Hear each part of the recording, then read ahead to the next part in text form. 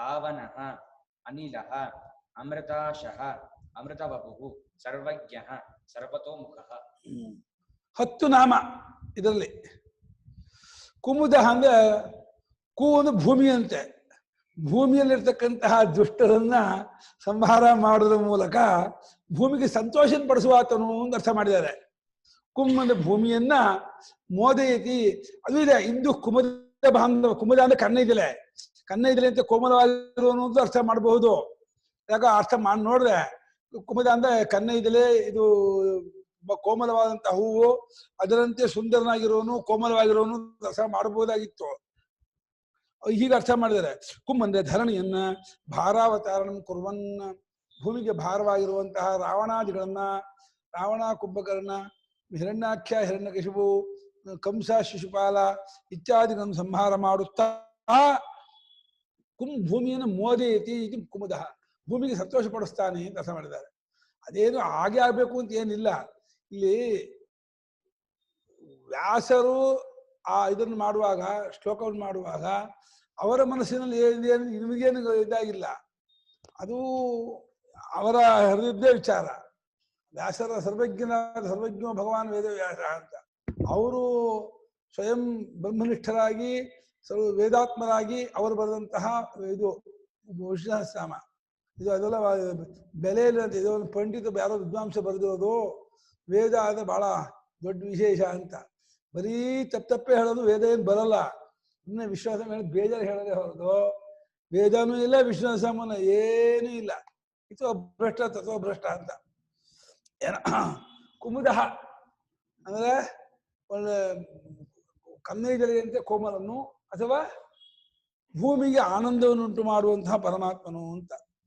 ಕುಂದರಹ ಅಂತ ಒಂದು ಇದು ಇನ್ನೊಂದು ವಿಶೇಷಣ. ಕುಂದರಹನ ಕುಂದ ಪುಷ್ಪ ತುಲ್ಯಾನಿ ಶುದ್ಧಾನಿ ಅಂತ ಅರ್ಥ ಮಾಡಿದ್ದಾರೆ. ಕುಂದ ಪುಷ್ಪ ಸ್ವಾಮಿಗಳು ಮಲ್ಲೆ ಹೂವು ಅಂತ ಟಿಪ್ಪಣಿ ಕೊಟ್ಟಿದ್ದಾರೆ. ಮಲ್ಲೆ ಹೂವು ನೀವು ಕೇಳಿದ್ದೀರಾ? ಮಲ್ಲೆ ಹೂವು ಅಂದ್ರೆ ಯಾವ ಹೂವು? ನಾನು ಕುಂದ ಅಂದ್ರೆ ಮಲ್ಲಿಗೆ ಅಂತ ಅಂದ್ಕೊಂಡಿದ್ದೆ. ಮಲ್ಲಿಗೆ ಹೂವಿಗೆ ಮಲ್ಲೆ ಹೂವು ನಾನು ಕೇಳೇ ಇಲ್ಲಪ್ಪ.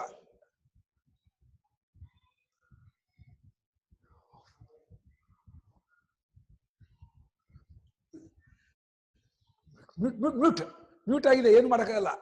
ಇರ್ಲಿ, ಆಮೇಲೆ 8 ಗಂಟೆಗೆ ಹೇಳಿ ಬರ್ಕೊಂಡಿರಿ ಮಲ್ಲೆ ಹೂವು ಅಂದ್ರೆ ಏನು ಅಂತ. ನಾನು ಯಾ ಕುಂದೆಂದು ತುಷಾರಹಾರ ಧವಳ, ಕುಂದ ಅಂದ್ರೆ ಮಲ್ಲಿಗೆ ಹೂವಿನ ಮೊಗ್ಗಿನಂತೆಯೇ ಯಾಳ ಒಂದು ಇದು ಹಲ್ಲು ಮತ್ತು ಮುಖ ಅಷ್ಟು ಧವಳವಾಗಿ ಬೆಳ್ಳಿಗಿದೆಯೋ ಅಂತ. ತುಷಾರಹಾರ ಧವಳ, ತುಷಾರ ಅಂದ್ರೆ ಮಂಜು, ಕುಂದ ಅಂದ್ರೆ ಮಲ್ಲಿಗೆ ಹೂವು, ಇಂದು ಅಂದ್ರೆ ಚಂದ್ರ, ಅದಂತೆ ಬಿಳಿಯಾಗಿರ್ತಕ್ಕವಳು ನಾನು ಅರ್ಥ ಮಾಡಿದ್ದೆ. ಇಲ್ಲಿ ಕುಂದ ಅಂದ್ರೆ ಸ್ವಾಮಿ ಮಲ್ಲೆ ಹೂ ಅಂತ ನಾನು ಕೇಳೇ ಇಲ್ಲ. ಮಲ್ಲೆ ಹೂ ಅಂತ ಏನಪ್ಪ ಒಂದು ಹೂ ಇರ್ಬೋದು, ಅದು ಎಕ್ಸ್ ಒಂದಾದೊಂದು ಹೂವು, ಅದು ಏನೋ ಅದರಂತೆಯೇ ಶುದ್ಧವಾಗಿರ್ತಕ್ಕವನು. ಅಥವಾ ಕುಂದಲ ಅಂತ ಅಂದ್ರೆ ಶುದ್ಧವಾದಂತಹ ಫಲವನ್ನು ಕೊಡುವಾತನು ಅಂತ ಅರ್ಥ ಮಾಡಿದ್ದಾರೆ. ಅದು ರಲಯೋ ರಭೇದ ಮಾಡಿ ಕುಂದಲಹ ಕುಂದರಹ ಸಮಾನ ಅರ್ಥ ಮಾಡಿದ್ದಾರೆ. ಕುಂದಲ ಕುಂದ, ಕುಂದ ಅಂದ್ರೇನು? ಕುಂದೋಪಮ ಸುಂದರಾಂಗತ್ವ ಅದೊಂದು. ಅದೇ ಆ ಕುಂದ ಹೂವಿನಂತೆಯೇ ಸುಂದರವಾದಂತಹ ಅಂಗವುಳ್ಳವನಾದ್ದರಿಂದ ಕುಂದನು ಆ ಹೂವಿನ ಮಲ್ಲೆ ಹೂವಿನಂತೆ ಬಹಳ ಕೋಮಲವಾಗಿ ಸುಂದರವಾಗಿರ್ತಕ್ಕವನು ಅಂತ ಅರ್ಥ ಮಾಡಿದೆ. ಪರ್ಜನ್ಯ, ಪರ್ಜನ್ಯೋ ನಾಮ ಹೇಗೆ ಮಳೆ ಅನ್ನೋದು ಎಲ್ಲರ ಇಷ್ಟಾರ್ಥವನ್ನು ಪೂರೈಸುತ್ತದೆಯೋ ಹಾಗೆ ಭಕ್ತರ ಇಷ್ಟಾರ್ಥವನ್ನು ಪೂರೈಸುವವರೆಗೂ ಪರ್ಜನ್ಯ ರೂಪದಲ್ಲಿದ್ದಾನೆ ಅಂತ.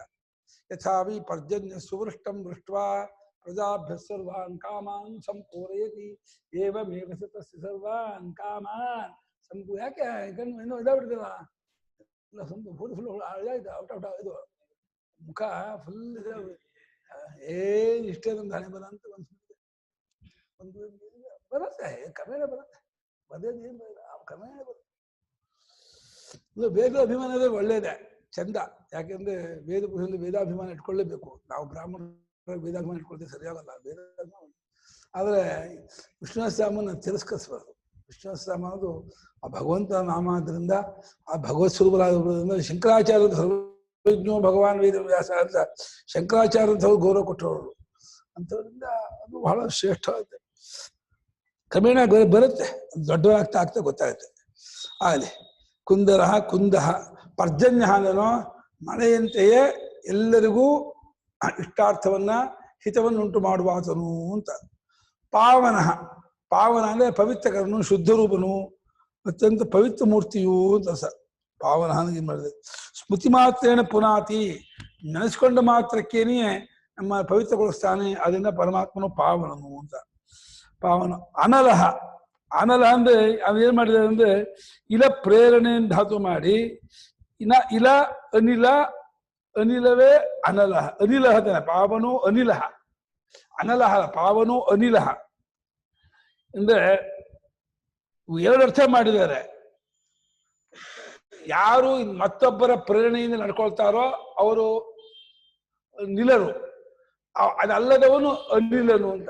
ಇನ್ನೊಬ್ಬರ ಪ್ರೇರಣೆಯಿಂದ ನಡೆದುಕೊಳ್ಳದೇ ಇರುವವನು ಅಂತ, ಮತ್ತೊಬ್ಬರಿಂದ ಪ್ರೇರಿಸಲ್ಪಡದವನು ಅಂತ, ಸ್ವತಂತ್ರನು ಅರ್ಥ. ಇನ್ನೊಂದು ಅಂದ್ರೆ ಇದ ಲಯತಿ ಅರ್ಥ ಮಾಡಿದ್ದಾರೆ. ನಿಲಯ, ನಿಲನ ಅಂದ್ರೆ ಅಡಗೋದು, ಲಯವಾಗೋದು ಅಂತ. ಅದಿಲ್ಲದ್ದು ಅನಿಲ ಅಂತ. ಅಡಗದೇ ಇರುವ ಸ್ವರೂಪದವನು, ಯಾವಾಗದಾಗಿರ್ತಕ್ಕವನು ಅಂತ ಇನ್ನೊಂದು ಅರ್ಥ ಮಾಡಿದ್ದಾರೆ. ಹೇಳ್ತಾ ಇದ್ದಾರೆ. ಯಾಕೆ ಏನಾಯ್ತು? ಇಷ್ಟೇನಾ? ಒಳ್ಳೆ ಬರುತ್ತೆ. ಪಾವನ ಅನಿಲಹ, ಅನಿಲಹ ಅನಲಹ, ಅನಿಲಹ ಇರೋದು, ಅನಲ ಇಲ್ಲ. ಪರ್ಜನ್ಯ ಪಾವನೋ ನಿಲಹ. ಒಂದು ಇಲ ಪ್ರೇರಣೆಯನ್ನು ಅರ್ಥ ಮಾಡಿ, ಇಲನು ಅಂದ್ರೆ ಮತ್ತೊಬ್ಬನ ಪ್ರೇರಿತನಾದವನು ಅಂತ. ಅದಿಲ್ಲದವನು ಅನಿಲನು ಅಂದ್ರೆ ಮತ್ತೊಬ್ಬರಿಂದ ಪ್ರೇರಿತನಾಗದವನು ಒಂದು ಅರ್ಥ. ಇನ್ನು ಲಯವಾಗುವವನು ನಿಲ, ನಿಲಯತಿ. ಲಯವಾಗದೇ ಇರುವ ಸ್ವರೂಪದವನ ಅನಿಲಹ, ಲಯವಾಗದವನು ಅಂತ. ಅನಿಲ ಅಂದ್ರೆ ವಾಯು ಅಂತ ಅರ್ಥ ಇದೆ. ವಾಯು ರೂಪದವನು ಅಂತ ಅರ್ಥ ಮಾಡಿ ಹಿಂದೆ ಬಂದಿದ್ದು. ಅನಿಲೋ ಅನಲ ಅಂದ್ರೆ ಬೆಂಕಿ, ಅನಿಲ ಅಂದ್ರೆ ವಾಯು. ಅನಿಲ ವಾಯು ರೂಪದವನು ಅಂತ ಅರ್ಥ ಮಾಡ್ಬೋದಾಗಿತ್ತು. ಆ ಭಾಷೆಗಾರ ಹಿಂದೊಂದ್ಸಲ ಬಂದಿದೆಯಲ್ಲ ಅಂತ ಹೇಳ್ಬಿಟ್ಟು ಇಲ್ಲಿ ಎರಡು ಅರ್ಥ ಮಾಡಿದ್ರು. ಮತ್ತೊಬ್ಬನ ಪ್ರೇರಿತನಾಗದವನು ಒಂದರ್ಥ, ಇನ್ನೊಂದು ಲಯವಿಲ್ಲದವನು ಇನ್ನೊಂದು ಅರ್ಥ. ಅನಿಲ, ಆಮೇಲೆ ಅನಿಲೋ ನಲಹ ಅಥವಾ ನಿಲತೆ ಗಹನಾರ್ಥತ್ವ ಕಪ್ರತ್ಯದ ರೂಪಂ ಅಗಹನಃ. ಓ ಹೊಕ್ಕೊಂಡಿದ್ದಾನೆ, ನಿಲೀನಃ ಹಾಗರ್ಥ ಮಾಡಿದ್ದಾರೆ. ನಿಲೀನ ಹೊಕ್ಕೊಂಡಿದ್ದಾನೆ, ಅಡುಕೊಂಡಿದ್ದಾನೆ. ಯಾರಿಗೆ? ಪ್ರಾಕೃತರಿಗೆ. ಅದು ಭಕ್ತರಿಗೆ ಹೊಕ್ಕಿಕೊಳ್ಳದೇ ಇರುವವನು ಅಂದರೆ ಭಕ್ತರಿಗೆ ಬೇಗ ತೋರಿಕೊಳ್ಳುವಾತನು ಅನಿಲನು ಅಂದ್ರೆ ಅಡಗಿಕೊಳ್ಳದವನು ಅಂತ. ಭಕ್ತರಿಗೆ ಅಡಗಿಕೊಳ್ಳದವನು, ತೋರಿಕೊಳ್ಳದೇ ಇರುವಂಥವನಲ್ಲ. ಬಾಕಿ ಪ್ರಾಕೃತರಿಗೆ ತೋರಿಕೊಳ್ಳದವನು, ಭಕ್ತರಿಗೆ ತೋರಿಕೊಳ್ಳುವಾತನು ಅಂತ ಅರ್ಥ ಮಾಡಿದ್ದಾರೆ. ತುಂಬಾ 5-6 ಅರ್ಥ ಹೇಳ್ಬಿಟ್ರೆ ಜ್ಞಾಪಕ ಇಟ್ಕೊಳಕ್ಕಾಗಲ್ಲ. ಒಂದರ್ಥ ಅರ್ಥ ಸಾಕು. ಅಮೃತಾಶಃ, ಅಮೃತಂ ಅಶ್ನಾತಿ ಅಮೃತಾಶಃ, ಅಮೃತವನ್ನು ತಿನ್ನುವಾತನು ಅಂತ ಅಮೃತಾಶ. ಅಥವಾ ಅಮೃತವಾದ ಆಶಾ. ಆಸೆ ಅಂದ್ರೆ ಬಯಕೆ. ಯಾರ ಬಯಕೆಯು ನಾಶವಾಗದೇ ಇರೋ ಸ್ವಚ್ಛವಾದ ಬಯಕೆಯೋ ಅದು ಅಮೃತ ಆಶೆಯನ್ನು ಹಾಗೂ ಮಾಡಿದ್ದಾರೆ. ಎರಡು ಅರ್ಥನೂ ಮಾಡಿದ್ದಾರೆ. ನಾಶವಾಗದೇ ಇರುವ ಆಸೆಯು ಅಂದ್ರೆ ಅವನ ಆಸೆಯು ನಮ್ದೆಲ್ಲ ಉತ್ಪಜ್ಜಂತೆ ವಿಲೀಯಂತೆ ದರಿದ್ರಾಣ ಮನೋರಥ ಇದೆಯಲ್ಲ, ಆಸೆ ಪಡ್ತೀವಿ ಅಂದ್ ಏನು ಇರಲ್ಲ ಬಿಟ್ಟಾಕೋ ಅಂತ ಅಂದ್ಬಿಡ್ತೀವಿ. ಅವನ ಆಸೆ ಹಾಗಲ್ಲ. ಆಸೆ ಪಟ್ಟ ಅಂದ್ರೆ ಅದು ನೆರವೇರಿಯೇ ಇರುತ್ತೆ ಅನ್ನೋ ಕಾರಣದಿಂದ ಅಮೃತವಾದ ಆಸೆ ಅಂತ. ಇನ್ನು ಅಮೃತಂ ಅಶ್ನಾದಿಗೆ ಅಮೃತ ಆಶಃ, ಅಮೃತವನ್ನು ತಿನ್ನುವಾತನು ಅರ್ಥ ಮಾಡಿದ್ದಾರೆ. ಅಮೃತ ಆಶಃ. ಅಮೃತ ವಪು, ಅಮೃತ ಸ್ವರೂಪನು. ವಪು ಅಂದ್ರೆ ಸ್ವರೂಪ, ಶರೀರ ಅಂತ. ನಾಶವಾಗದೇ ಇರುವ ಸ್ವರೂಪದವನು ಅಂತ. ಮತ್ತು ಸರ್ವಜ್ಞ, ಎಲ್ಲವನ್ನೂ ಸಾಮಾನ್ಯ ರೂಪದಿಂದಲೂ ವಿಶೇಷ ರೂಪದಿಂದ ಅರಿತವನು, ಅದು ಸರ್ವಜ್ಞನು ಅಂತ. ಸರ್ವಜ್ಞ, ಸರ್ವತೋಮುಖ, ಸರ್ವತೋಕ್ಷಿ ಶಿರೋಮುಖಂ ಅಂತ ಇದೆಯಲ್ಲ ಗೀತೆಯಲ್ಲಿ. ಎಲ್ಲಾ ಕಡೆಯಲ್ಲಿಯೂ ಮುಖವುಳ್ಳವನು, ಎಲ್ಲಾ ಕಡೆಯನ್ನು ನೋಡುವಾತನು, ಎಲ್ಲಾ ಮುಖವೂ ಅವಂದೇ ಅಂತ ಸರ್ವತೋಮುಖ ಅಂತ. ಸರ್ವತೋಮುಖನ ಇರುವನು ಅಂತ. ಸುಲಭ ಸುವ್ರತ ಸಿದ್ಧ ಶತ್ರುಜಿಚ್ಛತ್ರುತಾಪನಃ ನಗ್ರೋಧೋದುಂಬರೋಶ್ವತ್ಥಃ ಚಾಣೂರಾಂಧ್ರನಿಷೂದನಃ.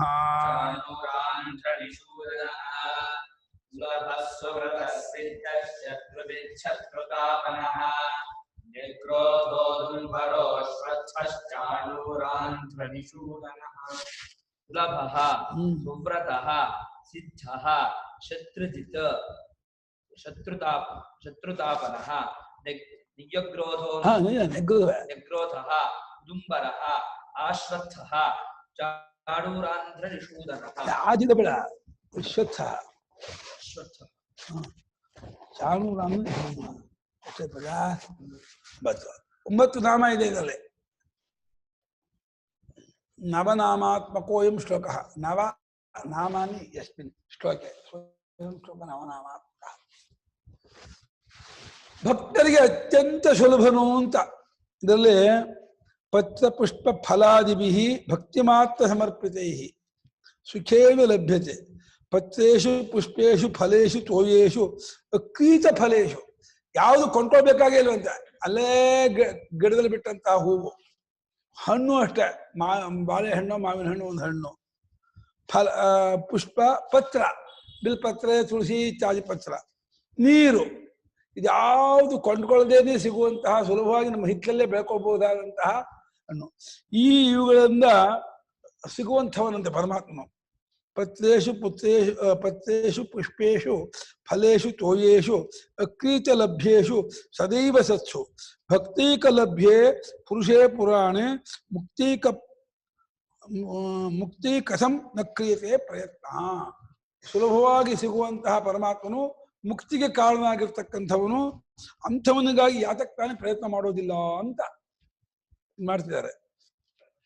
ಸುಲಭನು ಅಂತಂದ್ರೆ ಬಹಳ ಸುಖಾರಾಧ್ಯನು.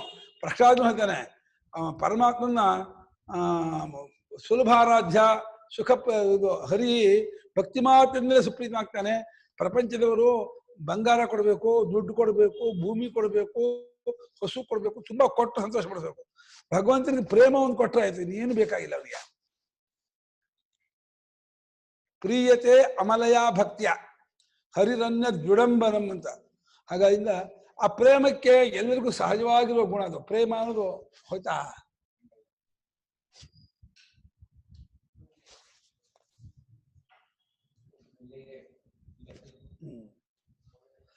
ಅದು ಭಗವಂತನು ಆನಂದ ಸ್ವರೂಪನಾಗಿ ನಮ್ಮ ಅಂತಃಕರಣ ತಟ್ಟೆ ಮೇಲೆ ಪ್ರತಿಬಿಂಬಿತವಾದಾಗ ಪ್ರೇಮಾಕಾರವಾಗಿ ಎದ್ಕೊಳ್ತಾರೆ. ಹಾಗಾದ್ರಿಂದ ಆ ಪ್ರೇಮವನ್ನ ಎಲ್ಲಿಂದ ಬಂತೋ ಅಲ್ಲಿಗೆ ಕೊಟ್ಟು ಬಿಟ್ರೆ ಅವನು ಬೇಗ ಸಿಕ್ಕಿಬಿಡ್ತಾನೆ.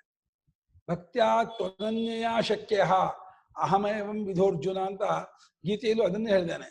ಹಾಗಾಗಿ ಭಕ್ತಿ ಮಾತ್ರದಿಂದಲೇ ಸಿಗುವಂಥವನಾದ್ದರಿಂದ ಪರಮಾತ್ಮನು ಅತ್ಯಂತ ಸುಲಭನು.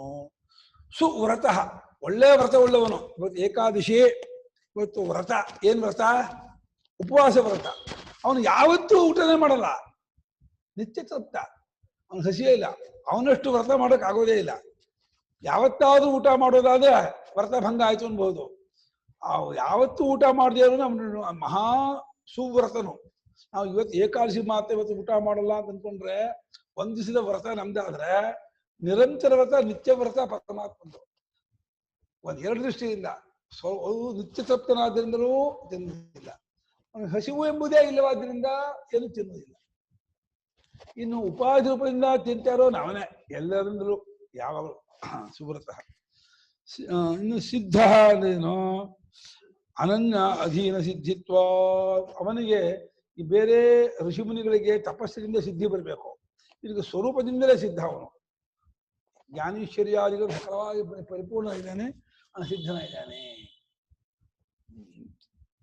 ಕಟ್ಟು ಕೆಂಪಾಗ್ಬಿಟ್ಟಿದೆ ಯಾಕೊಬ್ಬ ಕಟ್ಟಿಗೆ ಮೊಯಿಸ್ಟ್ ಆಗಿದೆ. ಮೊಯಿಸ್ಟ್ ಅಂದ್ರೆ ಒಂದ ತೇವಾಗುತ್ತಲ್ಲ, ತೇವಾಗ್ಬಿಟ್ಟು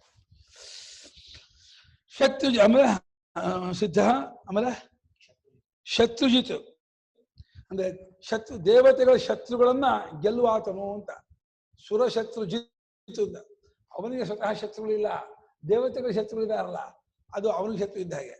ಅದನ್ನ ಗೆಲ್ಲುವ ಸ್ವಭಾವದವನು ಅಂತ.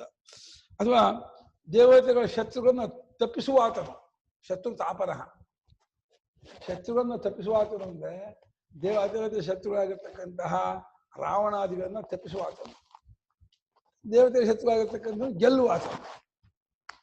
ದೇವತೆಗಳಿಗೆ ಗೆಲ್ಲೋಕ್ಕಾಗಲ್ಲ ಅಂತ ಆಯ್ತು, ಅಲ್ಲಿ ಇವನೇ ಬರಬೇಕು. ಪರಮಾತ್ಮನೇ ಬರಬೇಕು, ಇನ್ಯಾರಿಗೂ ಆಗಲ್ಲ. ದೇವತೆಗಳನ್ನ ಗೆಲ್ಲಕ್ಕಾಗದೇ ಇರೋನ್ನ ಲೋಕದವ್ರಿಗೆ ಯಾರಿಗೂ ಗೆಲ್ಲಕ್ಕಾಗಲ್ಲ. ಆದ್ರಿಂದ ಆ ರೀತಿ ಪರಮಾತ್ಮನು ದೇವತೆಗಳ ಶತ್ರುಗಳನ್ನ ಗೆಲ್ಲುವಾತನೂ ಹೌದು, ಶತ್ರು ತಪ್ಪಿಸುವಾತನೂ ಹೌದು. ಇನ್ನು ನ್ಯಗ್ರೋಧೋ ಔದುಂಬರೋ ಅಶ್ವತ್ಥ, ಇದಕ್ಕೆ ಪ್ರಸಿದ್ಧ ಸೆಟ್ಗಳೇ ಬೆಸ್ಟ್. ಈ ಭಾಷೆಯಲ್ಲಿ ಏನೇನೋ ಅರ್ಥ ಮಾಡಿದ್ದಾರೆ, ಅಗತ್ಯ ಇಲ್ಲ. ನ್ಯಗ್ರೋಧ ಅಂದ್ರೆ ಆಲದ ಮರದ ರೂಪದಲ್ಲಿ ಇರುವವನು, ಉದುಂಬರ ಅಂದ್ರೆ ಅರಳಿ ಇದು ಅತ್ತಿ ಮರದ ರೂಪದಿಂದ, ಅತ್ತಿ ಮರದ ರೂಪದಿಂದ ಇರ್ತಕ್ಕವನು. ಅಶ್ವತ್ಥನು ಅಂದ್ರೆ ಅರಳಿ ಮರದ ರೂಪದಲ್ಲಿ ಇರ್ತಕ್ಕವನು. ಚಾಣೂರ ಅನ್ನುವಂತಹ ಒಬ್ಬ ಮಲ್ಲ, ಅವನು ಆಂಧ್ರ ದೇಶದವನಂತೆ. ಅವನನ್ನು ನಿಷೂದನ ಸೀಳ್ಬಿಟ್ಟವನು ಅಂತ. ಆಂಧ್ರ ದೇಶದ ಮಲ್ಲ ಅಲ್ಲಿ ಇದರಲ್ಲಿ ಇದ್ದ, ಮಥುರಾಪಟ್ಟಣದಲ್ಲಿ ಕಂಸನ ಜಟ್ಟಿಯಾಗಿದ್ದ. ಆಂಧ್ರ ದೇಶದ ಮಲ್ಲನಾದ್ನ ಆಂಧ್ರ ಅಂತ ಅನಿಸಿದಂತೆ ನೋಡಿ. ಆಂಧ್ರ ದೇಶದಲ್ಲೂ ನಮ್ಗೆ ಸುರೇಶ ಖುಷಿ ಆಗ್ತಾ ಇದೆ, ನಮ್ಮ ದೇಶದಲ್ಲೂ ಒಬ್ಬ ಮಲ್ಲ ಇದ್ನೇ ಅಂತ. ಸುರೇಶ ಆಂಧ್ರ, ನಮ್ಮ ವಿಶ್ವಾಸಗಳು ಆಂಧ್ರ ಅಂಧಾಹ ಅನ್ನೋದು, ಅದು ರಾವತ್ತು ಇದಾಗ ಬಂದ್ಬಿಟ್ಟಿದೆ. ಅಂಧರನ್ನೇ ಆಂಧ್ರರು ಅಂತ ಹೇಳ್ತಾರೆ ಅಂತ ಬೈದವರು ಅಂತ. ಅವರಿಗೆ ತುಂಬಾ ಅವಮಾನ ಆಗಿತ್ತು ಆಂಧ್ರ ದೇಶದಲ್ಲಿ ವಿಶ್ವನಾಥರಿಗೆ. ಅವ್ರಿಗೆ ಎಷ್ಟು ಸಿಟ್ಟು ಮಾಡ್ಕೊಂಡಿದ್ರೆ ಆಂಧ್ರಾಹ ಅಂಧಾಹ ಅಂತ ಬೈತಾ ಇದ್ರು.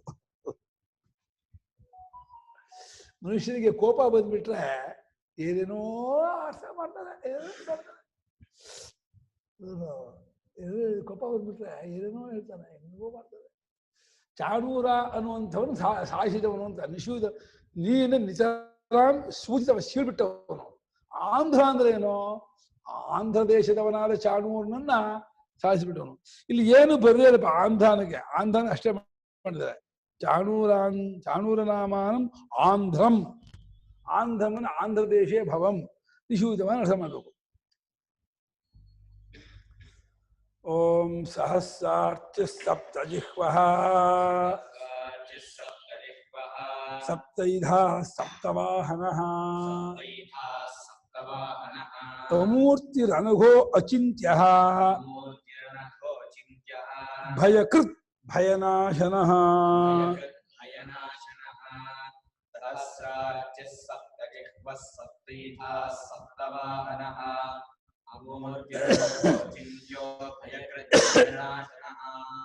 सहस्रार्चिः सप्तजिह्वः सप्तैधा ಸಪ್ತೈಧಾಃ सप्तवाहनः अमूर्तिः अनघः अचिन्त्यः भयकृत् भयनाशनः.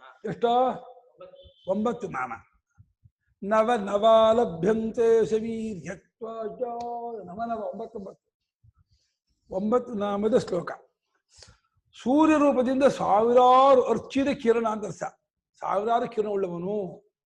ಸೂರ್ಯನಿಗೆ ಎಷ್ಟು ಕಿರಣ ಕೇಳಿದ್ರೆ ಅನಂತವಾದ ಲಕ್ಷ ಸಾವಿರಾರು ಕಿರಣಗಳನ್ನು ಕೂರ್ಕೊಂಡವನು ಸಹಸ್ರಾರ್ಚಿ. ಇದು ಸಪ್ತ ಜಿಹ್ವ, ಪರಮಾತ್ಮನಿಗೆ 7 ನಾಲಿಗೆ ಅಂತೆ. ಕಾಲಿ ಕರಾಳಿ ಚ ಮನೋಜವಾಚ ಸುಲೋಹಿತಾಯಾಚ ಸುಧೂಮ್ರವರ್ಣ ಸ್ಫುಲಿಂಗಿನಿ ವಿಶ್ವರುಚಿ ಚ ದೇವಿ ಲೀಲಾಯಮಾನ ಇತಿ ಸಪ್ತ ಜಿಹ್ವಾ ಅಂತ ಮುಂಡಕೋಪನಿಷತ್ತಿನಲ್ಲಿ 7 ನಾಲಿಗೆಯಿಂದ ಕೂಡ್ಕೊಂಡವನು ಯಜ್ಞೇಶ್ವರ. ಆ ಪರಮಾತ್ಮನ ಯಜ್ಞೇಶ್ವರದಿಂದ 7 ನಾಲಿಗೆಯಿಂದ ಕೂಡಿದವರಂತೆ. ಯಾಕೆ ಆ 7 ಹೆಸರು ಬಂತು ಅಂದ್ರೆ, ಒಂದು ಕೆಲವು ಆ ಕಟ್ಟಿಗೆಗಳಿಂದಲೂ ಆ ಹವಿಸ್ಸುಗಳಿಂದಲೂ ಆ ಜ್ವಾಲೆಗಳು ಬೇರೆ ಬೇರೆ ಬಣ್ಣ ಆಗತ್ತೆ. ಈ ಸ್ವಲ್ಪ ಪೂರ್ವ ಮಾಂಸಾದಿಗಳನ್ನು ಹಾಕಿದಾಗ ಇದಕ್ಕೆ ಒಂದು ಕಪ್ಪಾಗಿ ಬರುತ್ತಂತೆ. ಒಂದು ಇದು ಉರಿಯುವಾಗ ಖಾಲಿ ಕರಾಳ ಅಂದ್ರೆ ಹೊರಗೆ ಬರೋದು, ಇದಾಗಿ ಬರುತ್ತೆ, ಉಗ್ರವಾದಂತಹ ಇದು ಜ್ವಾಲೆ. ಈ ಮನೆ ಹಚ್ಕೊಂಡಾಗ ಬೇರೆ ಬೇರೆ ಹಚ್ಕೊಂಡಾಗ ಜ್ವಾಲೆ ಬರ್ತದೆ, ಕರಾಳವಾದ ಜ್ವಾಲೆ. ಕರಾಳ ಅಂದ್ರೆ ಭಯಂಕರ ಅಂತ. ಕರಾಳಿ. ಮನೋಜವ ಅಂದ್ರೆ ಮನಸ್ಸಿನ ಬುರ್ಕ್ ವೇಗವಾಗಿ ಹೋಗುವಂತಹ ಇದು ಫ್ಲೇಮ್ ಇದೆಯಲ್ಲ, ಇದರದ್ದು ಗ್ಯಾಸ್, ಇದು ಫಾಸ್ಟ್, ಹಾಗೆ ಮನಸ್ಸಿನಂತೆ ವೇಗವಾಗಿ ಉಳ್ಳದ್ದು ಅಂತ. ಸುಲೋಹಿತ, ಒಳ್ಳೆ ಕೆಂಪಾಗಿರೋದು. ಧೂಮ್ರವನ್ನ ಹೊಗೆಯಿಂದ ಮಿಕ್ಸ್ ಆಗಿರ್ತಕ್ಕಂತಹ ಜ್ವಾಲೆ. ಸ್ಫುಲಿಂಗಿನಿ, ಕಿಡಿಗಿಯಿಂದ ಕೂಡಿಕೊಂಡಂತಹ ಜ್ವಾಲೆ. ಸ್ಫುಲಿಂಗನ ಕಿಡಿಗಳಿಂದ ಕೂಡಿಕೊಂಡಂತಹ ಜ್ವಾಲೆ. ವಿಶ್ವರುಚಿ, ಎಲ್ಲಾ ಕಡೆಗೂ ಕಾಂತಿಯನ್ನು ಹರಡುವಂತಹ ಜ್ವಾಲೆ ಅಂತ ಹೇಳಿ 7 ನಾಲಿಗೆ ಇದೆಯಂತೆ ಯಜ್ಞೇಶ್ವರಿಗೆ. ಕಾಲಿ ಕರಾಳಿ ಚ ಮನೋಜವಾಚ ಸುಲೋಹಿತಾಯ ಚ ಸುಧೂಮ್ರವರ್ಣ ಸ್ಫುಲಿಂಗಿನಿ ವಿಶ್ವರುಚಿ ಚ ದೇವಿ ಲೀಲಾಯಮಾನ ಇತಿ ಸಪ್ತ ಜಿಹ್ವಾ. 7 ನಾಲಿಗೆಯಿಂದ ಕೂಡಿಕೊಂಡವನು. 7 ಕಟ್ಟಿಗೆ ಅಂತ. ಸಪ್ತ ಏಢ, ಏಢ ಅಂದ್ರೆ ಕಟ್ಟಿಗೆ. ಯಾವುದು ಅಂದ್ರೆ ತಲೆಯಲ್ಲಿ 7 ಪ್ರಾಣ ಇದೆ. ಸಪ್ತಮೀಶೀರ್ ಷಣ್ಯಾ ಪ್ರಾಣ ಅಂತ. 2, 2, 4, 2, 6, 1, 7 ಇದೇ ಕಟ್ಟಿಗಳು. ಇಲ್ಲಿಂದ ಉರಿತಾ ಇದ್ದಾನಂತೆ. ವಿಷಯಗಳನ್ನ ಅರಿಯುವುದಕ್ಕಾಗಿ 7 ದ್ವಾರದಿಂದಲೂ ಕಟ್ಟಿಗೆ ಹಾಕಿದೆ. ಹೇಗೆ ಬೆಂಕಿ ಉರಿಯುತ್ತದೆಯೋ ಹಾಗೆ ಚೈತನ್ಯವು 7 ಜಾಗದಲ್ಲಿ ಉರಿತಾ ಇದೆಯಂತೆ. 7 ಕಟ್ಟಿಗೆಯಿಂದ. 2 ಕಣ್ಣು, 2 ಕಿವಿ, 2 ಮೂಗುಹೊಳ್ಳೆ, 1 ಬಾಯಿ. ಇದು ಏಧ ಅಂದ್ರೆ ಕಟ್ಟಿಗೆ.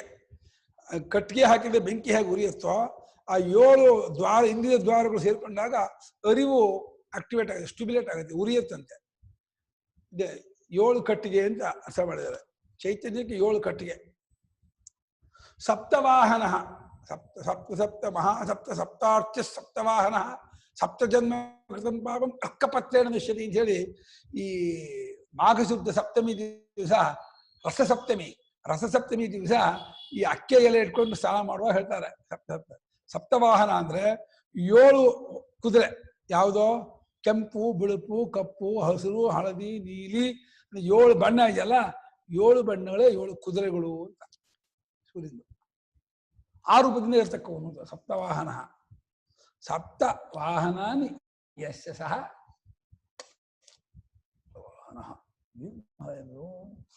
ಸಾಧ್ಯ ಭಾಷೆ.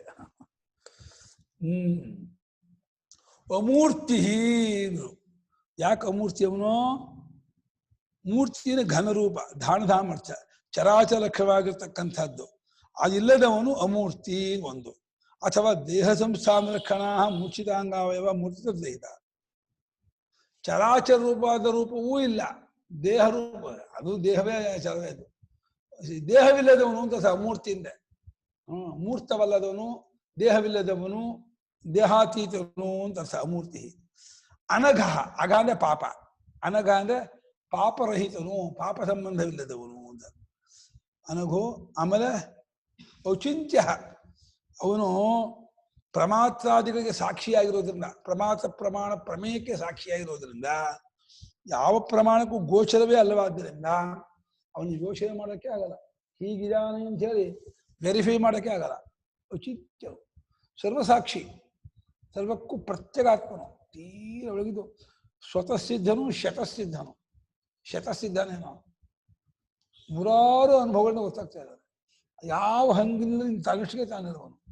ಅಚಿಂತ್ಯನು ಯಾವ ಪ್ರಮಾಣಗಳಿಗೂ ಸಿಗದವನು ಅಂತ ಅರ್ಥ. ಅಚಿಂತ್ಯ. ಆಮೇಲೆ ಭಯಕೃತ ಭಯನಾಶನ, ಪಾಪಿಗಳಿಗೆ ಭಯವನ್ನು ಉಂಟು ಮಾಡ್ತಾನಂತೆ. ಪಾಪ ಹೆಚ್ಚಾದ್ಕೊಳ್ಳೇನಿಗೆ ಸಿಕ್ಕಾಪಟ್ಟೆ ಭಯ ಆಗ್ಬಿಡುತ್ತೆ, ಇದಾಗ್ಬಿಡುತ್ತೆ.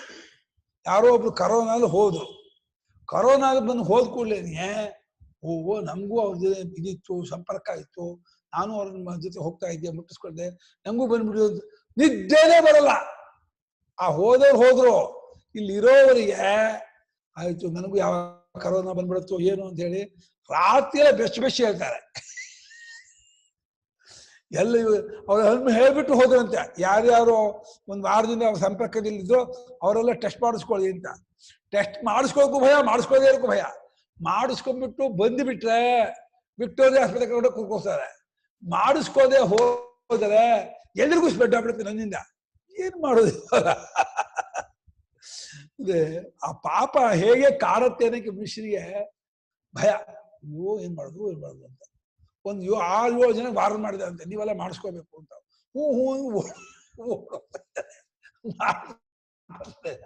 ಮಾಡಿಸ್ಕೊಟ್ರೆ ಏನೋ ಮಾಡಿಸ್ಕೋದಿಲ್ಲ, ಏನೋ ಅವರಿಗೆ ತೀರ್ಮಾನ ಮಾಡೋಕ್ಕಾಗ್ತಿಲ್ಲ. ಭಯವೋ ಭಯ, ಬಹಳ ಕಷ್ಟ. ಭಯನಾಶನ. ಭಕ್ತರಾಗ್ಬಿಟ್ರೆ, ಭಗವದ್ಭಕ್ತರಾಗ್ಬಿಟ್ರೆ ಏನು ಹೋದ್ರೆ ದೇಹದಲ್ಲಿ ಹೋಗೋದಾ? ಯಾವತ್ತೂ ಇಲ್ಲದೆ ಇರೋ ದೇಹ ಹೋಗತ್ತೆ ಅಂತ ಅರ್ಥ ಏನಮ್ಮ? ಈ ಮಿಥ್ಯಾಜ್ಞಾನ ಮುಕ್ತ ಸಶರೀರತ್ವ ಕೇಳಚಿಕ್ ಕಲ್ಪಯಿತು ಶಕ್ಯ ಬಂದು. ತಪ್ಪಲಿಕೆ ಬಿಟ್ಬಿಟ್ರೆ ಶರೀರ ಇದೆ ಅಂತ ಯಾರಿಗೂ ಪ್ರೂವ್ ಮಾಡೋಕ್ಕಾಗಲ್ಲ ಅಂತ ಇದ್ದಾರೆ. ಹಗ್ಗದಲ್ಲಿ ತರುವ ಹಾವನ್ನ ತಪ್ಪಲಿಕೆ ಬಿಟ್ರೆ ಯಾವ ರೀತಿಯಿಂದಲೂ ಹಾವನ್ನ ಪ್ರೂವ್ ಮಾಡೋಕ್ಕಾಗಲ್ಲಪ್ಪ. ತಪ್ಪಲಿಕೆಯಿಂದ ಹಾವಿದೆ ಅಂತ ಪ್ರೂವ್ ಮಾಡ್ಬೋದು. ಅಂತ ತಪ್ಪಲಿಕೆಯಿಂದ ಪ್ರೂವ್ ಮಾಡಿಸಿಕೊಂಡು ಹಾವು ಎಷ್ಟು ಬೆಲೆ ಉಳ್ಳದ್ದೋ ಅದೇ ರೀತಿ ಈ ದೇಹಾದಿಗಳು ಇದ್ರೆಷ್ಟು, ಹೋದ್ರೆ ಎಷ್ಟು, ಏನಾದ್ರೂ ಎಷ್ಟು. ಸುಮ್ಮನೆ ಅಯ್ಯೋ ದೇಹ ಹೋಗ್ಬಿಡುತ್ತೆ, ಹಂಗಾಗ್ಬಿಡುತ್ತೆ, ಹೆದ್ಕೊಂಡು ಎಷ್ಟು ಹೆದ್ಕೊಂಡಿದ್ರೆ ತಾನೇ ಬಿಡುತ್ತೆ. ಆ ಸರ್ಪಯಾಗದಲ್ಲಿ ಎಲ್ಲಾ ಸರ್ಪಕ್ಕೂ ಆಯ್ತು ಆಹುತಿ. ಕೊನೆಗೆ ತನ್ನ ಅಪ್ಪನನ್ನು ಕಚ್ಚಿದಂತಹ ತಕ್ಷಕ ಅವನು ಬರಬೇಕು, ಅದನ್ನು ನೋಡ್ಬೇಕು ಅಂತ ಹೇಳ್ಬಿಟ್ಟು ಪರೀಕ್ಷಿತ್ ರಾಜನಿಗೆ ಭಾರಿ ಇದು ಜನಮೇಜನಿಗೆ ಪರೀಕ್ಷಿತ್ ರಾಜ ಜನಮೇಜನಿಗೆ ಭಾರಿ ಕುತೂಹಲ. ನಮ್ಮ ಅಪ್ಪನ ಕಚ್ಚಿದಂಥವನು ಇವನು ಬಿಡ ನಾನು ನೋಡ್ಲೇಬೇಕು ಅಂತ ಹೇಳ್ಬಿಟ್ಟು ಬಂದ್ಬಿಟ್ಟಿದ್ದಾನೆ. ತಕ್ಷಕ ಯಸ್ವಾಹ ಹೋಮ ಮಾಡಿದ್ರು. ಅದೇನಾಗ್ಬಿಡ್ತು, ಆ ತಕ್ಷಕ ಹೆದರ್ಕೊಂಡು ಓಡೋಡೋಗಿ ದೇವಲೋಕಕ್ಕೆ ಹೋಗಿ ದೇವೇಂದ್ರ ಮಂಚಕ್ಕೆ ಸುತ್ಕೊಂಡ್ಬಿಟ್ಟಿದೆ. ದೇವೇಂದ್ರ ಮಂಚಕ್ಕೆ ಸುತ್ತ ಇವ್ರಿಗೆ ಗೊತ್ತಾಯ್ತು ಋಷಿಗಳಿಗೆ. ಇಂದ್ರ ಸಮೇತಕ ತಕ್ಷಕ ಯಸ್ವಾಹ ಅಂದ್ರು. ಮಂಚ ಸಮೇತ ಬಳಸಿದಾಗ್ಬಿಡ್ತು. ಅಯ್ಯಯ್ಯೋ ಇದೆಂತ ಕೆಟ್ಟ ನೀನ್ ಹೋಗು ತಳ್ಬಿಟ್ರು. ಇಂದ್ರ ಸಮೇತ ತಕ್ಷಕ ಯಸ್ವಾಹ ಅಂದ್ರು. ಓ ಮಂಚ ಕಟ್ಕೊಂಡ್ರೆ ಬಿಡ್ತೀವ ಅಂತ ಹೇಳ್ಬಿಟ್ಟು ಆಗ ದೇವೇಂದ್ರ ಮಂಚದಿಂದ ತಳ್ಬಿಟ್ಟ ಅವ್ರನ್ನ ಹೋಗು ಅಂತ. ಅವನು ಬರ್ತಾ ಇದ್ದಾನೆ ಕಿಚ್ಕೊಂಡು ಗೊತ್ತಾಗ್ಬಿಡ, ಅಯ್ಯೋ ಕಾಪಾಡಿ ಕಾಪಾಡಿ ಕಾಪಾಡಿ ಬರ್ತಾ ಇದ್ದಾರೆ. ಅದೇ ಪುಣ್ಯ ಅದೃಷ್ಟವಶಾತು ಇನ್ನೇನು ಬೀಳ್ಬೇಕು ಕುಂಡಕ್ಕೆ ಒಂದು 50 ಅಡಿ ಮೇಲಿದ್ದಾಗ ಆಸ್ತಿಕ ಬಂದು ನಿಲ್ಲು ಬಿಟ್ಟ.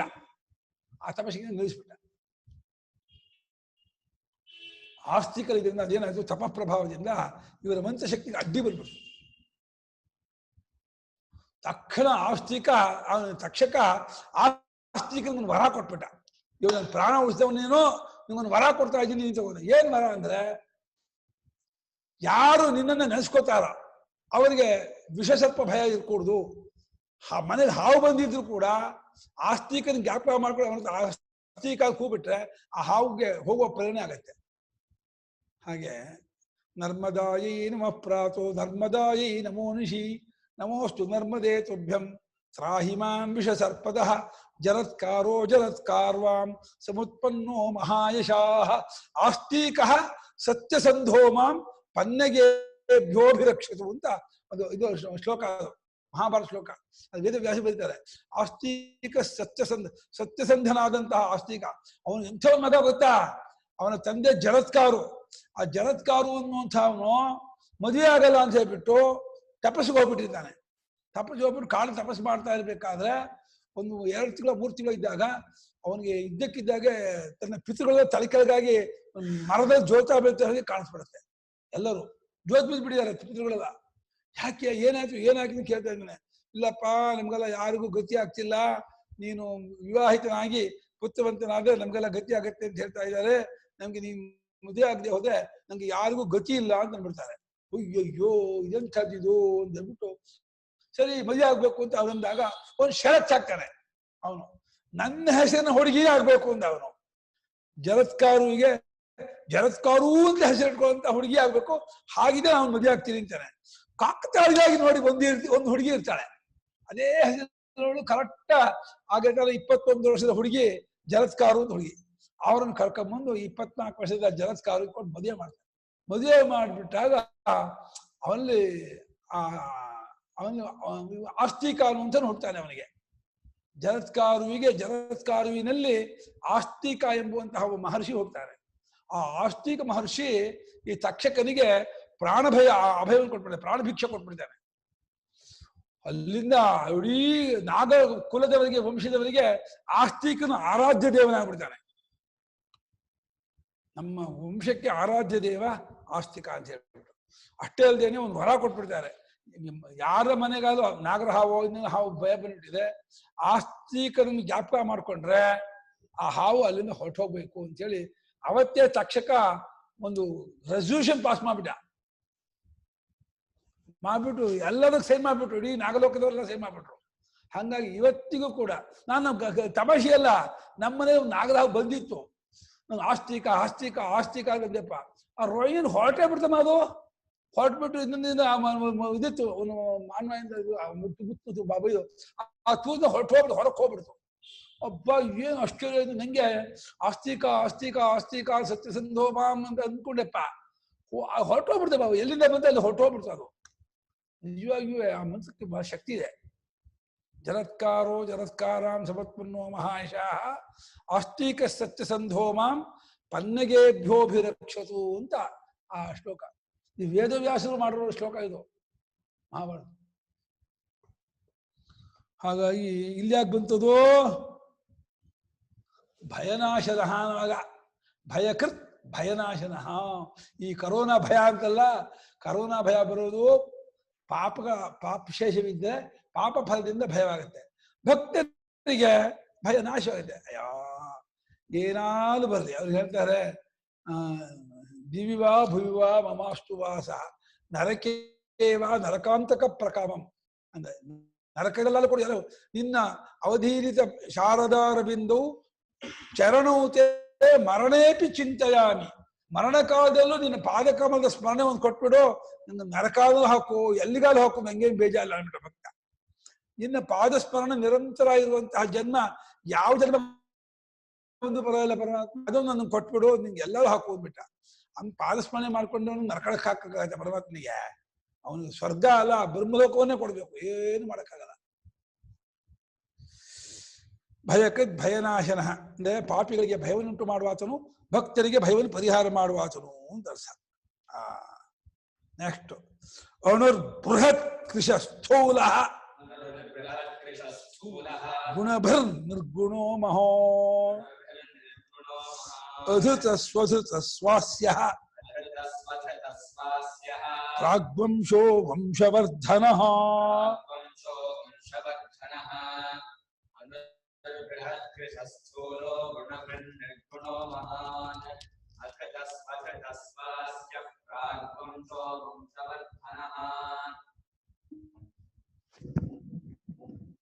ಚಪ್ರ ಅಣುಃ ಬೃಹತ್ ಕೃಶಃ ಸ್ಥೂಲಃ ಗುಣಭೃತ್ ನಿರ್ಗುಣಃ ಮಹಾನ್ ಅಧೃತಃ ಸ್ವಧೃತಃ ಸ್ವಾಸ್ಯಃ ಪ್ರಾಗ್ವಂಶಃ ವಂಶವರ್ಧನಃ. ಅಣು ಅಂತಂದ್ರೆ ಅತ್ಯಂತ ಸೂಕ್ಷ್ಮ, ಇಂದ್ರಿಯಕ್ಕೆ ಗ್ರಾಹ್ಯನಲ್ಲ, ಗೋಚರನಲ್ಲ. ಹೀಗೆ ಸೌಕ್ಷ್ಮ್ಯ ಅತಿಶಯಶಾಲಿತ್ವ ತುಂಬಿದ್ದಾರೆ. ಸೂಕ್ಷ್ಮದಲ್ಲಿ ಅತ್ಯಂತ ಸೂಕ್ಷ್ಮ, ನ್ಯೂಟಾನ್ ಪ್ರೋಟಾನ್ ಪ್ರಕಾರದ ಸೂಕ್ಷ್ಮ. ಈ ಕರೋನಾ ಪರಮಾಣು ಸೂಕ್ಷ್ಮ. ಅವನು ಕರೋನಾ ಬಹಳ ಸೂಕ್ಷ್ಮ ಅಂತಿರಲ್ಲ, ಅದಕ್ಕಿಂತ ಸೂಕ್ಷ್ಮ. ಅದನ್ನು ವೆರಿಫೈ ಮಾಡೋನು ಅವನೇ. ಸೂಕ್ಷ್ಮ ಅಂದ್ರೆ ಟೈಲಿಜೆನ್ಸ್ ಅಲ್ಲ, ಅವನ ಆಕಾಶದಂತೆ ವ್ಯಾಪಕರಾಗಿದ್ದು ಇಂದ್ರಿಯ ಗೋಚರನಲ್ಲ ಅಂತ ಅಷ್ಟೇ ಅರ್ಥ. ಬೃಹತ್ ಅಂದ್ರು ಯಾರ? ಅಣೋರಣೀಯ ನಟುವ ಮಧ್ಯ ಮಾಡಿದ್ದೆ.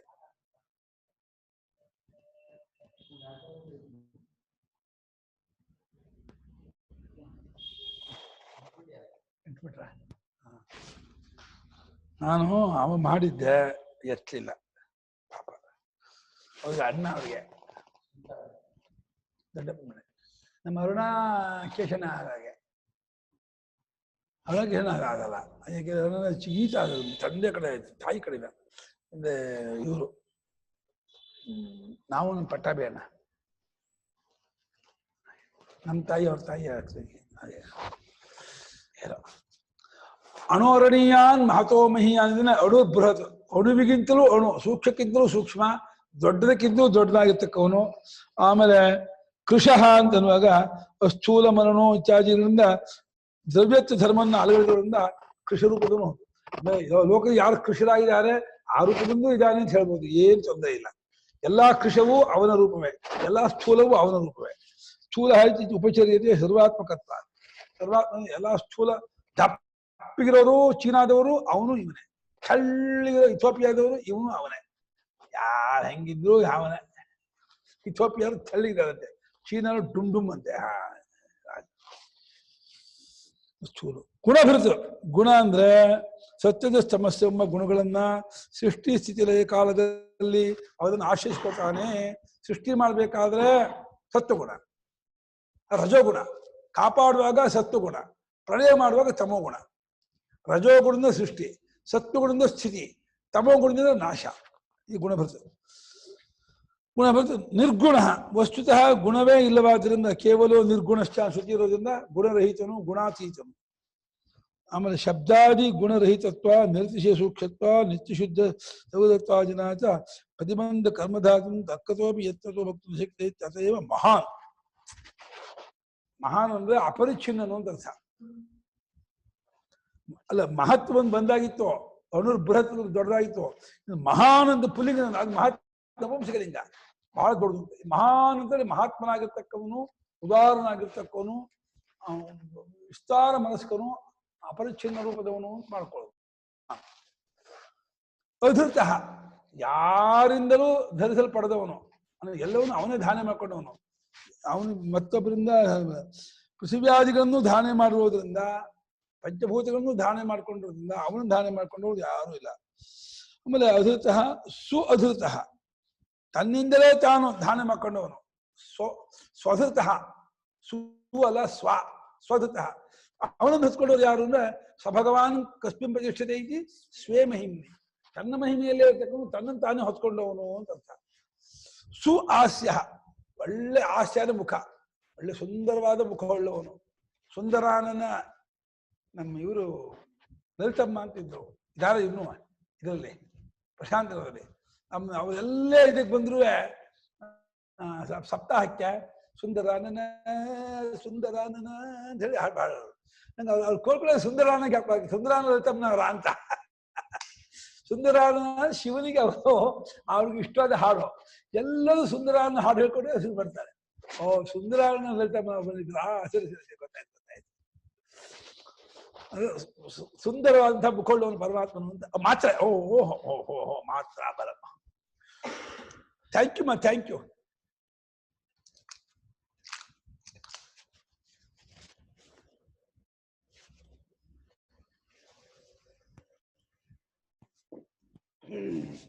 ಆಯ್ತು. ಸುಹಾಸ್ಯ ಸ್ವಹಾಸ್ಯ, ಒಳ್ಳೆ ಮುಖವನ್ನು ಉಳ್ಳವನು. ಪ್ರಾಗ್ವಂಶ, ಪ್ರಾಗ್ವಂಶ ಅಂದ್ರೆ ಎಲ್ಲರ ವಂಶಕ್ಕೂ ಮೊದಲನೇ ವಂಶ ಅವಂದೇ. ಯಾವುದು? ಜಗತ್ತೇ ಅವನ ವಂಶ. ಜಗತ್ತು ಅನಾದಿ ಆದ್ದರಿಂದ ಮೊದಲನೇ ವಂಶ ಮೊದಲು ಜಗತ್ತು, ಆಮೇಲೆ ನಮ್ಮಗಳ ವಂಶ. ಅತ್ರಿ ವಂಶ, ಭೃಗು ವಂಶ, ಅಂಗಿರಸ ವಂಶ, ವಸಿಷ್ಠ ವಂಶ, ಕೌಶಿಕ ವಂಶ ಅಂತ. ಮೊದಲ ವಂಶದವನು ಅಂತ ಜಗತ್ತಿಗೆ ಮೂಲ ವಂಶವುಳ್ಳವರು, ವಂಶದವನು ಕಾರಣನು ಅಂತ ಅರ್ಥ ಪ್ರಾಗ್ವಂಶ. ಆಮೇಲೆ ವಂಶವರ್ಧನ, ನಂದಿನಿ ಕೇಳ್ಕೊಳ್ಳಿ, ವಂಶವರ್ಧನ ಪರಮಾತ್ಮನು ನಮ್ಮ ವಂಶವನ್ನು ಬೆಳೆಸುವಾತನು. ವಂಶವನ್ನ ಅಂದ್ರೆ ನಮ್ಮ ತಲೆಮಾರು ಇದೆಯಲ್ಲ, ಅಜ್ಜ ಮುತ್ತಜ್ಜ, ಅಜ್ಜ, ತಂದೆ, ಮಗ, ಮೊಮ್ಮಗ, ಮರಿಮಗ ಅಂತ ಹೇಳಿ ಈ ರೀತಿ ವಂಶವನ್ನು ಬೆಳೆಸುವಾತನು ಅಂತ. ಈ ಒಂದು ಲೈನನ್ನ ಪ್ರತಿ ಶ್ಲೋಕಕ್ಕೂ ಹೇಳ್ಕೊಂಡು ಸಂಪುಟೀಕರಣ ಮಾಡಿದ್ರೆ ಅವನಿಗೆ ಮಕ್ಕಳಿಗೆ ಇದ್ದರು ಮಕ್ಕಳಾಗತ್ತೆ ಅಂತ ಹೇಳಿ ಒಂದು ವಾಡಿಕೆ. ಶಿಷ್ಟಾಚಾರದಲ್ಲಿ ನಮ್ಮ ತಂದೆಯವರು ಬಹಳ ಹೇಳ್ತಿದ್ರು, ಇನ್ನು ಹೇಳ್ಕೊಂಡ್ರೆ ಅನುಕೂಲ ಆಗತ್ತೆ ಅಂತ. 10 ಪಾರಾಯಣ ಮಾಡಿಬಿಟ್ರೆ ಸಾಕು, ಹೇಳ್ಕೊಂಡು ಮಕ್ಕಳಾಗ್ತಾರೆ. ಈ ವಂಶವರ್ಧನ ಅಂತ ಪರಮಾತ್ಮನಿಗೆ ಒಳ್ಳೆ ವಿಶೇಷ ಇದು ಗುಣ. ಆ ಗುಣದಿಂದ ಕೂಡ್ಕೊಂಡವನಾದಾಗ ಪರಮಾತ್ಮ ಇನ್ನು ವಂಶವರ್ಧನು ಅಂತ ಬೀರ್ಲಿ ತಗೊಂಡಿದ್ಯಪ್ಪ, ನನ್ನ ವಂಶವನ್ನ ನೀನು ನಡೆಸು, ಮುಂಟಾಡು, ವಿಚ್ಛಿತ್ಯ ಆಗೋದು ಬೇಡ, ನನ್ನಿಂದ ವಂಶ ನಿಂತು ಹೋಗುವಂತೆ ಆಗೋದು ಬೇಡ, ನೀನು ಬೆಳೆಸಪ್ಪ ಅಂತ ಕೇಳ್ಕೊಳ್ಳೋದು ವಂಶವರ್ಧನ ಅಂತ ಪರಮಾತ್ಮ. ವಂಶಂ ವರ್ಧಯತಿ ಇದು ವಂಶವರ್ಧನ. ಇನ್ನು ಪ್ರಪಂಚವನ್ನು ಬೆಳೆಸುವನು ಅಂತ ಅರ್ಥ ಮಾಡಿದ್ದಾರೆ. ಎರಡನೇ ಅರ್ಥ, ಭಾರಭೃತ್ ಕಥಿತೋ ಯೋಗಿ ಯೋಗೀಶ ಸರ್ವಕಾಮದಃ ಆಶ್ರಮಃ ಶ್ರಮಣಃ ಕ್ಷಾಮಃ ಸುಪರ್ಣೋ ವಾಯುವಾಹನಃ. ಭಾರಭೃತ್ಕಥಿತೋ ಯೋಗಿ ಯೋಗೀಶಃ ಸರ್ವಕಾಮದಃ ಆಶ್ರಮಃ ಶಮನಃ ಕ್ಷಾಮಃ ಸುಪರ್ಣೋ ವಾಯುವಾಹನಃ. ಭಾರಭೃತ್ ಕಥಿತಃ ಯೋಗಿ ಯೋಗೀಶಃ ಸರ್ವಕಾಮದಃ ಆಶ್ರಮಃ ಶಮನಃ ಕ್ಷಾಮಃ ಸುಪರ್ಣಃ ವಾಯುವಾಹನಃ. ಭಾರಂ ಬಿಭರ್ತೀತಿ ಭಾರಭೃತ್, ಭಾರವನ್ನು ಹೊತ್ಕೊಂಡವನು ಅಂತ. ಯಾವ ಭಾರವನ್ನ? ಇಡೀ ಪ್ರಪಂಚ ಭಾರವನ್ನೇ ಹೊತ್ಕೊಂಡವನು ಅಂತ. ಭಾರ, ಭೂಮಿಯ ಬಂಡೆನೇ ಭಾರ ಅಂತೀವಿ, ಬೆಟ್ಟ ಭಾರ ಅಂತೀವಿ. ಬೆಟ್ಟ ಬಂಡೆಯನ್ನೆಲ್ಲ ಉಳ್ಳೊಂದು ಅಖಂಡ ಭೂಮಿಯನ್ನೇ ಹೊತ್ಕೊಂಡವನು. ವರ್ಣಾಶ್ರಮ ಧುರಂಧರನು ಅಂತ. ವರ್ಣಾಶ್ರಮಗಳನ್ನೆಲ್ಲ ಹೊತ್ಕೊಂಡವನು, ವರ್ಣಾಶ್ರಮಗಳ ಮರ್ಯಾದೆಯನ್ನ ಕಾಪಾಡುತ್ತಿರುವವನು, ಆ ಜವಾಬ್ದಾರಿ ಹೊತ್ಕೊಂಡವನು ಅಂತ. ಈ ಜಗತ್ತನ್ನು ನಾನು ಮಾಡ್ತೀನಿ, ನಡೆಸ್ತೀನಿ ಅಂತ ಹೇಳಿ ಆ ಭಾರವನ್ನು ಹೊತ್ಕೊಂಡವನು ಪರಮಾತ್ಮ ಭಾರಭರ್ತನು ಅಂತ. ಖಚಿತ ಅಂದ್ರೆ ಎಲ್ಲಾ ವೇದವ್ಯಾಸಗಳಿಂದಲೂ ಕೂಡ ಆ ಪರಮಾತ್ಮನನ್ನೇ ಎಲ್ಲ ವೇದಶಾಸ್ತ್ರಗಳು ಹೇಳ್ತಾ ಇರೋದ್ರಿಂದ ವೇದಗಳೇ ಪ್ರತಿಪಾದ್ಯನಾದವನು ಅಂತ ಅರ್ಥ. ವೇದಶಾಸ್ತ್ರ ಪುರಾಣಾದಿಗಳನ್ನು ಹೇಳಲ್ಪಟ್ಟವನಾದ್ರಿಂದ ಪರಮಾತ್ಮ ಕಥಿತನು. ವೇದಗಳಿಂದಲೂ ಶಾಸ್ತ್ರಗಳಿಂದಲೂ ಅಂದ್ರೆ ಮನ್ನಾದಿ ಸ್ಮೃತಿಗಳಿಂದಲೂ ಪುರಾಣಗಳಿಂದಲೂ ಯಾವನನ್ನು ಕುರಿತು ಹೇಳುತ್ತವೆಯೋ ಅದನ್ನು ಹೇಳಲ್ಪಟ್ಟವನಾದ ಪರಮಾತ್ಮನು ಕಥಿತವನು, ಹೇಳಲ್ಪಟ್ಟವನು ಅಂತ. ಏನಿದೆ ಕಥಿತ ಮುಖ್ಯವಾಗಿ ವೇದ ಇತಿಹಾಸ ಪುರಾಣಗಳು ಭಗವಂತನ ಮುಖ್ಯ ಹೇಳಿದೆ ಅಂತ ಅರ್ಥ ಮಾಡಿದ್ದಾರೆ. ಇಲ್ಲೂ ಹಾಗೆ ಮಾಡಿದಾರಪ್ಪ. ಇವು ಏನ್ ಸ್ವಾಮಿಗಳು ಪೀಠಿಗೆ ಬೆಳೆದಿದ್ದಾರೆ. ಅಪ್ರಕೃತವಾಗಿ ಬರೆಯೋದ್ರಲ್ಲಿ ಎಕ್ಸ್ಪರ್ಟ್ ಈ ಭಾಷ್ಯಕಾರರು ಅಂತ. ಯಾವ್ದು ಬೇಕಿಲ್ವೋ ಸುಮ್ಮನೆ ಪುರಾಣಗಳು ಬರೆಯೋದ್ರಲ್ಲಿ ಅದ್ವಿತೀಯರು ಇವರು. ಚಂಚಲ ಖಚಿತ ಸಾ ಕಾಷ್ಠ ಸಾ ಪರಾಗತಿ ಅಂತ ಈ ಪರಾಗತಿಯು ಪರಪುರುಷನು ಮೋಕ್ಷ ರೂಪನು ಈ ರೀತಿಯಾಗಿ ಹೇಳಲ್ಪಟ್ಟವನು ಅಂತ. ವೇದಶಾಸ್ತ್ರಗಳಿಂದ ಕೊಂಡಾಡಲ್ಪಟ್ಟವನು ಅರ್ಥ ಕಥಿತನು ಅಂತ. ಯೋಗಿ ನಿಜವಾಗಿ ಜ್ಞಾನೇಶ್ವರ್ಯಾದಿಗಳಿಂದಲೇ ಎಲ್ಲಾ ಗುಣಗಳನ್ನು ಕೂಡಿಕೊಂಡವನು ಅಂತ. ಯೋಗಿಯನ್ನು ಕೂಡಿಕೊಂಡವನು, ಸಮಸ್ತ ಗುಣಗಳಿಂದ ಕೂಡಿಕೊಂಡವನಾದ್ರಿಂದ ಅವನು ಯೋಗಿ. ಜ್ಞಾನದಿಂದ ಭಗವಂತನು ಕೃತಾರ್ಥರಾಗುವನು ಯೋಗಿ ಬೆಳೆದಿದೆ. ಯೋಗೀಶಃ ಯೋಗಿಗಳಿಗೆಲ್ಲ ಈಶ. ಎಷ್ಟು ಯೋಗಿಗಳಿದೆ ಎಲ್ಲ ಯೋಗಿಗಳಿಗೂ ಒಡೆಯನಾಗಿರೋದ್ರಿಂದ ಇದು ಯೋಗೀಶನು ಅಂತ. ಇನ್ನು ಸರ್ವಕಾಮದ ತಗೊಳ್ಳಿ. ಇವಾಗ ಮಕ್ಕಳು ಬೇಕು ಅಂತ ಅನ್ನೋರಿಗೆ ವಂಶವರ್ಧನ ಅಂತ ಹೇಳಿದ್ರೆ, ಐಶ್ವರ್ಯ ಬೇಕು ಅನ್ನೋರಿಗೆ ಶ್ರೀಶಃ ಅಂತ ಹೇಳಿದ್ರೆ, ಮನೆ ಬೇಕು ಅಂತ ಆಸೆ ಇದೆಯಪ್ಪ ಅವ್ರಿಗೆ ಯಾವ ಶ್ಲೋಕ? ಮನೆ ಬೇಕು ಅಂತ ಅಪೇಕ್ಷೆ ಪಟ್ಟರಿಗೆ ಶ್ಲೋಕ ಇಲ್ವಲ್ಲ. ಅಥವಾ ಇಲ್ಲ ಪರೀಕ್ಷೆ ಪಾಸ್ ಆಗ್ಬೇಕು ಅಂತಿದೆಯಪ್ಪ, ಅದಕ್ಕೆ ಯಾವ ಶ್ಲೋಕ ಇದೆ ನಿಮ್ಮಲ್ಲಿ? ಅಥವಾ ಅಂಗಡಿಯಲ್ಲಿ ಬಿಸಿನೆಸ್ ಚೆನ್ನಾಗಾಗ್ಬೇಕು ಅಂತ ಇದೆ, ಅದಕ್ಕೇನಿದೆ ಅಂದ್ರೆ ಸರ್ವಕಾಮದ ಸಾಕಲ್ವನೋ. ಎಲ್ಲಾ ಇಷ್ಟಾರ್ಥನು ಈಡೇರು ನಾಮ ಇಟ್ಕೊಂಡ್ಬಿಟ್ಟು ಸಂಪುಟೀಕರಣ ಮಾಡ್ಕೊ, ಏನೇನು ಇಷ್ಟ ಇದೆಯೋ ಅದನ್ನ ಬಂದ್ಬಿಡುತ್ತೆ. ಯಯ್ಯಂ ಕೃತುಮಧೀತೆ ತೇನ ತೇನ ಶ್ರೇಷ್ಠಂ ಭವತಿ. ಕೃತುಂ ನಾಮ ನಿಶ್ಚಯ. ಯಾವ್ಯಾವ ನಿಶ್ಚಯದಿಂದ ಇಟ್ಕೊಂಡು ವೇದಾಧ್ಯಯನ ಮಾಡ್ತಾನೋ ಆ ಇಷ್ಟಾರ್ಥವನ್ನು ಪಡ್ಕೊಳ್ತಾನೆ ಅಂತ ಅಷ್ಟು ಮಟ್ಟಿಗೆ ಹೇಳಿದ್ದಾರೆ. ಶ್ರೇಷ್ಠಂ ಭವತಿ ಅಸ್ಯ ಇಷ್ಟಂ ತೇನ ತೇನ ಭವತಿ. ಇಷ್ಟಂ ನಾಮ ಇಷ್ಟಾರ್ಥ ಪ್ರಾಪ್ತಿ ತೇನ ಭವತಿ. ಸರ್ವಕಾಮದ ಸರ್ವಾನ್ ಕಾಮಾನ್ ದದಾತಿ ಇತಿ ಸರ್ವಕಾಮದ. ನಮ್ಮ ಮಗಳಿಗೆ ಯಾಕೋ ಇನ್ನು ಮಕ್ಕಳಾಗಿಲ್ಲ ಅಂತಂದ್ರೆ ಅದನ್ನೇ ಇಟ್ಕೊಂಡು ನೀವು ಇಲ್ಲಿ ಇಷ್ಟು ಸರ್ವಕಾಮನ ಅಂತಿದೆ ಪರಮಾತ್ಮ ನನ್ನ ಮಗಳಿಗೆ ಬೇಗ ಅವನ ಮಗಳು ಕೊಡಪ್ಪ, ಸಂತಾನ ಕೊಡಪ್ಪ ಅಂತೇಳಿ ಪ್ರಾರ್ಥನೆ ಮಾಡ್ಬೋದು, ಏನ್ ತಪ್ಪೇನಿಲ್ಲ. ಮಗಳಿಗಂತೂ ಅದು ನೀವು ಇರುತ್ತೋ ಇರಲ್ವೋ, ಮಗಳಿಗೂ ಅಳಿಯಂಗೂ ಯೋ ಪರವಾಗಿಲ್ಲ ಆಗಲಿ ಅಲ್ಲ ಅಂತ ಅಂದಿರ್ತಾರೆ. ಆದ್ರೆ ಈ ಮಗಳ ತಾಯಿಗೆ ಇನ್ನೂ ಆಗಿಲ್ಲಲ್ಲ ಅಂತ ಅವರಿಗೆ ಹರಿ, ಅಯ್ಯೋ ಬೇಗ ಆಗ್ಲಿ ಅವರಿಗೆ ಭಗವಂತ ಸರ್ವಕಾಮದ ಅಂತ ಇದೀನಿಪ್ಪ, ಈ ಶ್ಲೋಕನ ಹೇಳ್ಕೊಂಡು ಹೇಳಿ ನಿಮ್ಮ ಮಗಳಿಗೆ ಮಕ್ಕಳಾಗತ್ತೆ ಅಂತ ಹೇಳ್ಬಿಟ್ಟು ಸರ್ವಕಾಮ. ಆಶ್ರಮ ಅಂದ್ರು. ಆಶ್ರಮ ಅಂದ್ರೆ ಆ ಸಮಂತಾತ್. ಇಲ್ಲಿ ಏನ್ ಮಾಡಿದೆ ಅಂದ್ರೆ ಸಂಸಾರ ಎಂಬ ಕಾಡಿನಲ್ಲಿ ಸುತ್ತಾಡುತ್ತಿರುವಂತಹ ಜೀವರಿಗೆ ವಿಶ್ರಾಂತಿ ಸ್ಥಾನವಾಗಿದ್ದಾನೆ ಅಂದ್ರೆ ಆಶ್ರಮ ಅಂತ. ಅದು ಆಶ್ರಮ ಅಂದ್ರೆ ಬ್ರಹ್ಮಚಾರಿ ಗೃಹಸ್ಥ ವಾನಪ್ರಸನ್ನ ಈ ಆಶ್ರಮ ರೂಪದ ಇರುವನು ಅಂತ ಅರ್ಥ ಮಾಡ್ಬೋದಾಯ್ತು. ಆ ಸಮಂತಾಶ್ರಮ ಆಶ್ರಮ ಅಂತ. ಸ್ವಲ್ಪ ಸಂಸಾರಾರಣ್ಯೇ ಭ್ರಮತಾಂ ವಿಶ್ರಾಮ ಸ್ಥಾನತ್ವಾದ ಆಶ್ರಮ ಮಾಡಿದ್ದಾರೆ. ಶ್ರಮಣ ಅವಿವೇಕಿನಃ ಸರ್ವಾನ್ ಸಂತಾಪೈತಿ ಶ್ರಮಣ. ಅಲ್ಲ, ಶ್ರಮಣ ಅಂದ್ರೆ ವಾನಪ್ರಸ್ಥ ಅಂತಿದೆ. ವಾನಪ್ರಸ್ಥ ರೂಪದವನು ಅವನೇ, ಈ ಗೃಹಸ್ಥ ಆಶ್ರಮ ರೂಪದವನು ಅವನೇ. ಸೊ ಸರಳವಾಗಿ ಅರ್ಥ ಮಾಡ್ಬೋದು. ಅವಿವೇಕಿಗಳನ್ನು ತಾಪಸ್ತಾನೆ ಅದನ್ನ ಶ್ರವಣ ಅಂತ ಅರ್ಥ ಮಾಡಿದ್ದಾರೆ. ಇವ್ರದ್ದೇ ವಿಶೇಷವಾದ ಅರ್ಥ. ಇದು ನಾವು ಒಪ್ಕೋಬೇಕು ಏನಿಲ್ಲ. ಎಷ್ಟೋ ಜಾಗದಲ್ಲಿ ಅವ್ರದ್ದು ಕೆಲವು ಏನೋ ಒಂದು ಇದರತ್ತಲ್ಲ ಅದು ತೋರಿಸ್ಬಿಡ್ತಾರೆ. ಅದೆಲ್ಲ ನಾವು ತೆಗೆಯೋದು ಬೇಡ, ಇದ್ಬೇಡ, ಯಾವುದೊಂದು ವಿಶೇಷ ಅರ್ಥ ಅಂತ. ನಮಗೆ ಶ್ರಮಣ ಅಂದ್ರೆ ಇವನು ಶ್ರವಣ ಕುಮಾರನ ತಂದೆ ಶ್ರವಣನಾಗಿದ್ರು ಅಂತ ಆ ಕಥೆ ಬರುತ್ತೆ ರಾಮಾಯಣದಲ್ಲಿ. ಆ ಶ್ರವಣನು ಅಂದ್ರೆ ವಾನಪ್ರಸ್ಥರಿಗೆ ಶ್ರವಣರು ಅಂತ.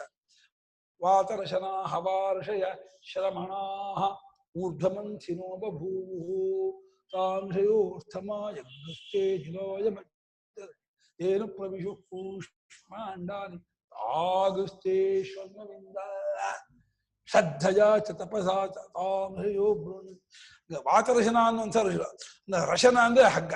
ಅವರ ಹಸಿವಿಗೆ ಗಾಳಿಯನ್ನೇ ಹಗ್ಗ ಕಟ್ಕೊಂಡು ಹಾಗೆ ನಮ್ಗೆ ಅನ್ನಂದಾಮ ಅನ್ನ ಅನ್ನುವಂತ ಹಗ್ಗ ಕಟ್ಕೊಂಡು ಹಸಿವನ್ನ ನಿಗಿಸ್ಕೊಂಡ್ರೆ ವಾತರಶನ ಅಂತ ಋಷಿಗಳು ವಾತಾಹಾರಿಗಳಾಗಿದ್ಕೊಂಡು ತಪಸ್ ಮಾಡ್ತಾ ಇದ್ರಂತೆ. ಭಾರತಶನ ಅವ್ರು ಊರ್ಧ ಮಂತ್ರ, ಅವರು ಈ ಕೂಷ್ಮಾಂಡ ಮಂತ್ರಗಳನ್ನು ಕಂಡು ಹಿಡಿದಂತೆ. ಕೂಷ್ಮಾಂಡ ಮಂತ್ರ ಅಂದ್ರೆ ಕುಂಬಳಕಾಯಿ ಮಂತ್ರ ಅಂತ ಅರ್ಥ ಅಲ್ಲ. ಕೂಷ್ಮಾಂಡ ಅಂದ್ರೆ ಕುಂಬಳಕಾಯಿ ಅಂತ ಸಂಬಂಧಿಸಿದೆ. ಕೂಷ್ಮಾಂಡ ಅಂತ ಹೇಳಿ ಈ ಯದ್ದೇವಾದೇವ ಹೇಳನಂ ಯದೀವ್ಯಂದ್ರಂ ಆಯುಷ್ಟೇ ವಿಷಯದು ವೈಶ್ವಾನರಾಯ, ಈ 4 ನಾಲ್ಕಕ್ಕೆ ಕೂಷ್ಮಾಂಡ ಅಂತ ಹೇಳಿ. ಅಂದ್ರೆ ಪಾಪ ಪರಿಹಾರಕ ಅಂತ ಅರ್ಥ. ಪಾಪ ಪರಿಹಾರಕ ಮಂತ್ರ ಅಂತ ಅದಕ್ಕೆ ಅರ್ಥ, ಶಬ್ದಕ್ಕೆ ಅರ್ಥ. ಶ್ರಮಣ ಅಂದ್ರೇನು? ವಾನಪ್ರಸ್ಥ ರೂಪದವನು, ತದಂಡಿ ಸನ್ಯಾಸಿ ರೂಪದಿಂದ ಇರ್ತಕ್ಕವನು. ಕ್ಷಾಮಹಾನಕ್ಕೆ ಎಲ್ಲಾ ಪ್ರಾಣಿಗಳನ್ನು ಪ್ರಳಯ ಕಾಲದಲ್ಲಿ ಕ್ಷಯಿಸುತ್ತಾನೆ, ನಾಶಪಡಿಸುತ್ತಾನೆ ಅಂತ. ಕ್ಷಾಮ ಅಂದ್ರೆ ಇದೇ ಇದೆಯಲ್ಲ, ಮಳೆ ಬರದೇ ಕ್ಷಾಮ ಅಂತ. ಪಾಪಿಗಳಿಗೆ ಕ್ಷಾಮ ರೂಪವಾಗಿ ಅವನೇ ತೋರ್ಕೊಳ್ತಾನೆ, ಮಾಡುವುದು ಏನ್ ತಪ್ಪೇನಿಲ್ಲ.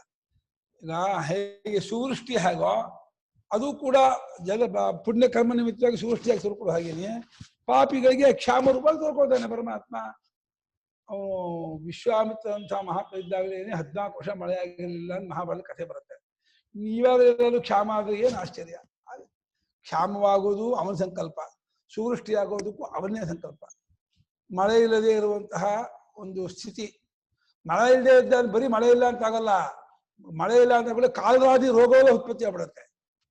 ಕಾಲರ ಉಂಟಾಗತ್ತೆ, ಬೇರೆ ಬೇರೆ ತುಂಬಾ ಕಷ್ಟಗಳಾಗತ್ತೆ. ಕ್ಷಾಮ ಡಾಮರ ಡಂಬರ ಕ್ಷಾಮ. ಸುಪರ್ಣ ಅಂತಂದ್ರೆ ಒಳ್ಳೆ ಹಕ್ಕಿ ರೂಪದವನು ಅಂತ. ಸುಪರ್ಣ ಅಂತಂದ್ರೆ ಅಂದ್ರೆ ಪಕ್ಷಿ ರೂಪದಿಂದ ಜೀವನು ಶೈರ ಅಂತ ಹೋಗ್ತಾ ಇರ್ತಾನೆ.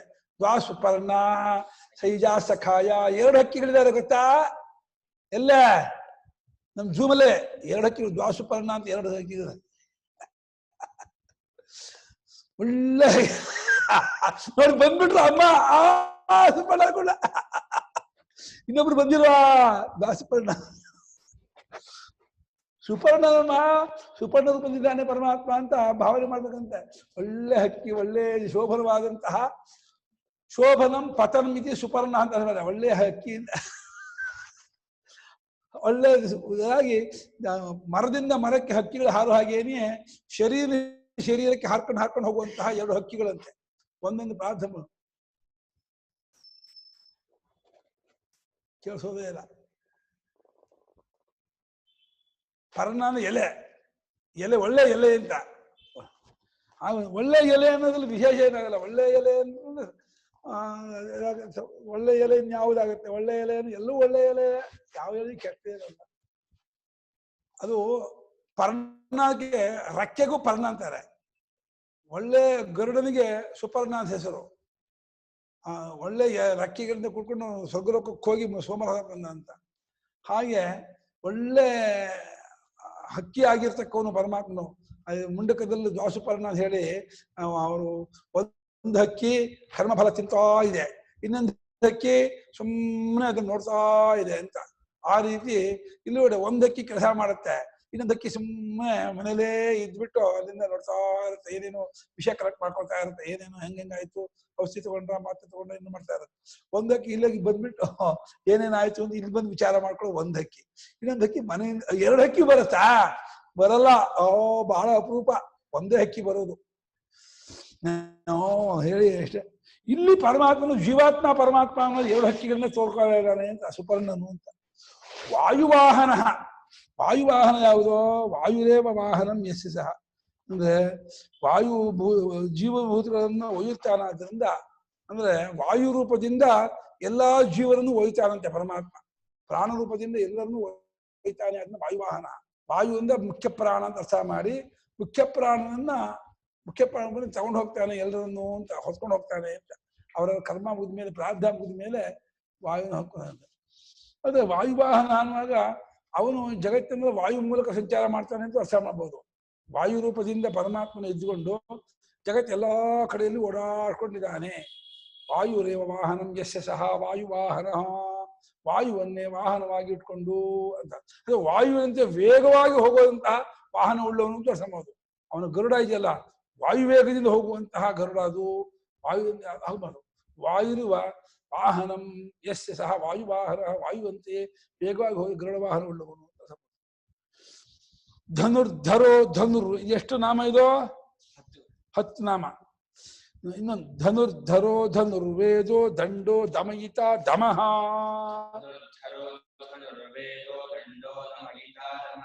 ಅಪರಾಜಿತ ಸರ್ವಸೋ ನಿಯಂತ ನಿಯಮೋ ಯಮಃ. ಅಪರಾಜಿತ ಸರ್ವಸೋ ನಿಯಂತ ನಿಯಮೋ ಯಮಃ. ಧನುರ್ಧರಃ ಧನುರ್ವೇದಃ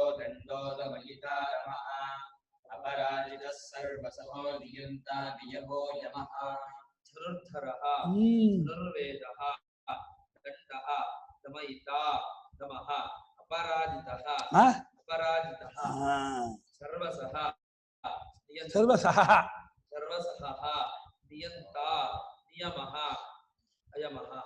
ಅನಿಯಮ ಮಾಡಿದಾರಲ್ಲ, ಅನಿಯಮೋ ಅಯಮಃ ಮಾಡಿದ್ದಾರೆ, ನಿಯಮೋ ಯಮಃ ಮಾಡಿದ್ದಾರೆ. ನಿಯಂತ ನಿಯಮೋ ಯಮಃ, ನಿಯಂತ ಅನಿಯಮೋ ಅಯಮಃ ಹಾಗೂ ಮಾಡಿದ್ದಾರೆ. ಸೈವ ನಿಯಮ ಯಮಃ ಮಾಡಿದ್ದಾರೆ. ಯಮ ನಿಯಮವು ಯೋಗಾಂಗವು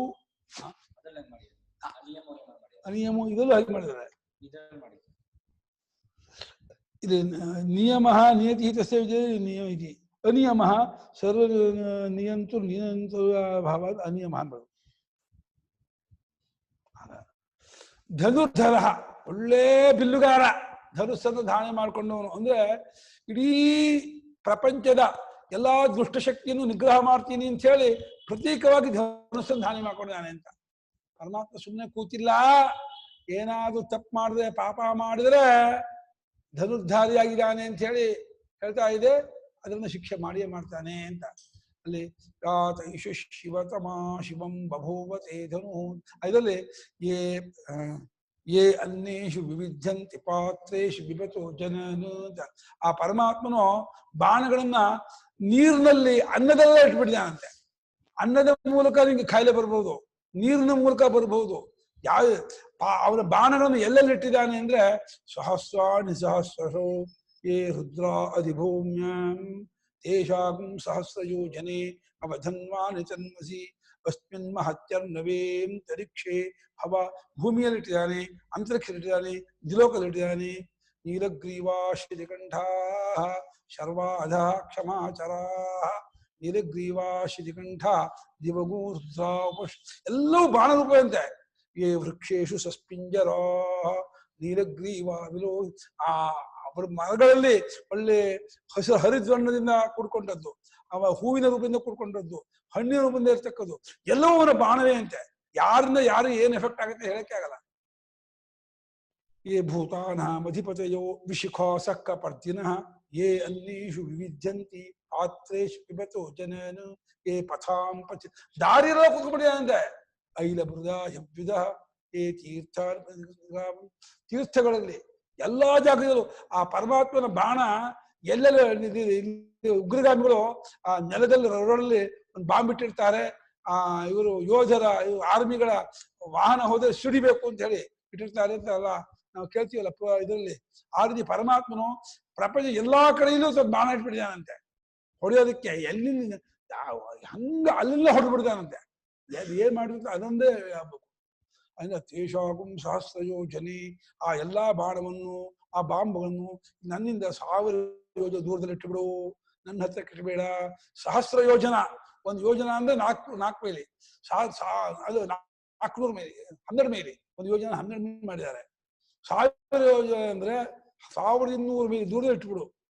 12,000 12,000 ಮೈಲಿ ದೂರದಲ್ಲಿ ಇಟ್ಬಿಡು. ಇಲ್ಲಿಂದ ಇಲ್ಲ ಅಮೆರಿಕಾದಲ್ಲಿ ಇಟ್ಬಿಡು, ಅಥವಾ ಇದ್ರಲ್ಲಿ ರಷ್ಯಾದಲ್ಲಿ ಇಟ್ಬಿಡು, ಇಲ್ಲ UK ಅಲ್ಲಿ ಇಟ್ಬಿಡು. UK ಹತ್ತಾಗತ್ತನಪ್ಪ. ಅಮೆರಿಕ ಇಟ್ಬಿಡು, ಅದಕ್ಕೆಲ್ಲ ನನ್ ಮಾತ್ರ ಬರಬೇಡ ಅಂತ ಹೇಳ್ಬಿಟ್ಟು ಭಕ್ತ ದೂರದಲ್ಲಿ ಇಟ್ಬಿಡು ನಿನ್ ಬಾಣ ಶಸ್ತ್ರಾಸ್ತ್ರವನ್ನೆಲ್ಲ ಅಂತ ಇದ್ದಾರೆ. ಧನುರ್ಧರನ ಇದ್ದಾನೆ. ಸ್ವಯಂ ಧನುರ್ವೇದ ಅಂತ ಹೇಳಿ ಅಸ್ತ್ರವಿದ್ಯೆ ಇದೆ. ಆ ವಿದ್ಯಾಸ್ವರೂಪದೂ ಅವನೇ ಇದ್ದಾನೆ. ಆಮೇಲೆ ದಂಡನ ಶಿಕ್ಷೆ ಮಾಡುವವನು. ಏನು ವಿಶಿಷ್ಟ ಅಲ್ಲ, ಇವನಿಗೆ 100 ಚಡಿಯೇಟು, ಇವನಿಗೆ ಜೈಲು ವಾಸ, ಇವನಿಗೆ ಗಲ್ಲು ಶಿಕ್ಷೆ, ಇವನಿಗೆ ದೇಶಭ್ರಷ್ಟ ಮಾಡೋದು, ಇವನಿಗೆ 10,000 ದಂಡ ಮಾಡೋದು. ಹೀಗೆ ಶಿಕ್ಷೆ ಅಂತ ಏನಿದೆ ಆ ಶಿಕ್ಷಾ ರೂಪದಿಂದಲೂ ಅವನೇ ಇರುವನಂತೆ. ದಂಡ ದಮಯಿತ ಎಲ್ಲವೂ ಬಗ್ಗಿಸುವ ಆತನು. ಯಾರು ಅವನ ಮುಂದೆ ಏನು ಮಾಡೋ ಹಾಗಿಲ್ಲ. ಬೇರೆಯವರಿಗೆ ಪರಮಾತ್ಮ ಎಲ್ಲರನ್ನು ಬಗ್ಗಿಸ್ಬಿಡ್ತಾನೆ. ಸ್ವಯಂ ದಮಃ ತಾನು ಪರಿಪೂರ್ಣವಾಗಿ ಎಲ್ಲವನ್ನು ನಿಗ್ರಹ ಮಾಡಿಕೊಂಡವನು. ತನ್ನಲ್ಲಿ ಯಾವ ಪಟಳವೂ ಇಲ್ಲ, ಗೊಂದಲವೂ ಇಲ್ಲ, ಅವನಿಗೆ ವಿಕ್ಷೇಪವೂ ಇಲ್ಲ. ಎಲ್ಲವೂ ದಮವಾಗಿದೆ, ಅಡಗಿದ್ದಾಗಿದೆ. ಅವನಿಗೆ ಯಾವುದು ಅವನಿಗೆ ಕಷ್ಟಕರವಾಗಿಲ್ಲ. ಆಮೇಲೆ ಅಪರಾಜಿತ, ಪರಾಜಿತನಲ್ಲದವನು, ಸೋಲದವನು, ಎಂದು ಯಾವತ್ತಿಗೂ ಯಾರಿಂದ ಸೋಲದವನು. ಮತ್ತು ಸರ್ವಸಹ ಎಲ್ಲವನ್ನೂ ಸಹಿಸಿಕೊಂಡಿರ್ತಾನೆ. ಯಾರು ಏನೇ ಮಾಡಿದ್ರು ಕೂಡ ತಾನು ವಿಕಾರವಾಗದೇನೆಯೇ ಸಾಕ್ಷಿ ಮಾತ್ರ ಎಲ್ಲವನ್ನೂ ಸಹಿಸ್ಕೊಳ್ತಾನೇ ಇರುವುದಾಗಿದ್ದಾನೆ. ಮತ್ತು ನಿಯಂತ ಸರ್ವಸಹನಾಗಿ ಎಲ್ಲವನ್ನೂ ಒಂದು ವ್ಯವಸ್ಥೆಯಿಂದ ಕಳ್ತನ ಮಾಡಬಾರ್ದು, ಸುಳ್ಳು ಹೇಳಬಾರ್ದು, ಇದು ಮಾಡಬಾರ್ದು ಅಂತ ಅದನ್ನು ನಿಯಂತ ಕಂಟ್ರೋಲ್ ಮಾಡ್ತಾ ಇದ್ದಾನೆ. ಅದನ್ನ ಮೀರಿದರೆ ಅವನಿಗೆ ಯಮನಾಗ್ತಾನೆ. ಅನಿಯಮ ಯಮಃ ಮಾಡಿದ್ರು. ತಾನು ಮಾತ್ರ ಯಾರಿಂದಲೂ ಹತೋಟಿಗೆ ಇಡಲ್ಪಟ್ಟಿಲ್ಲ, ತಾನು ಮಾತ್ರ ಎಲ್ಲವನ್ನೂ ಹತೋಟಿಗೆ ಇಡುವವರಾಗಿದ್ದಾನೆ. ಯಮಃ ಅಂದ್ರೆ ಯಚ್ಛತಿ ಯಮಃ, ಎಲ್ಲರನ್ನು ಹತೋಟಿಗೆ ಇಡ್ತಾನೆ. ತಾನು ಅನಿಯಮನು, ತಾನು ಯಾರ ಹತೋಟಿಯಲ್ಲಿ ಇಲ್ಲ ಅವನು. ಮತ್ತೆ ತಾನು ಎಲ್ಲವನ್ನು ಹತೋಟಿ ಮಾಡ್ತಾ ಇದ್ದಾನೆ. ನಿಯಂತ ಅಂದ್ರೆ ಹತೋಟಿಯಲ್ಲಿ ಇಡುವಾತನು, ತಾನು ಹತೋಟಿಯಲ್ಲಿ ಇಡಿಸಿಕೊಳ್ಳದವನು.